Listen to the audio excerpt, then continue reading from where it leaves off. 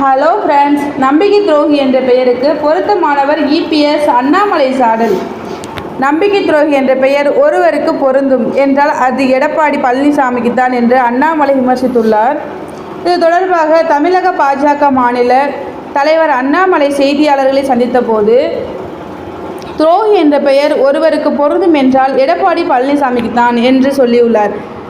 எடப்பாடி பழனிசாமியை பிரதமர் மோடி பக்கத்தில் அமர வைத்தார். ஆனால் அக்கறைக்கு இக்கரை பச்சை என நினைத்து பாஜகவை வேண்டாம் என ஒதுக்கிய இபிஎஸ் நாடாளுமன்ற தேர்தலில் பல இடங்களில் டெபாசிட்ஸ் இழந்த அங்கீகாரம் கொடுத்த பிரதமர் மோடியின் முதுகில் குத்திய துரோகி எடப்பாடி பழனிசாமி.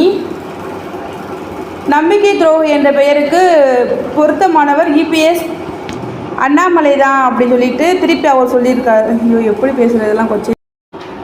நேயர்களே, நம்பிக்கை துரோகி என்ற பெயருக்கு பொருத்தமானவர் இபிஎஸ்ன்னு சொல்லி இப்படி அண்ணாமலை சாடி பேசியிருக்காரு.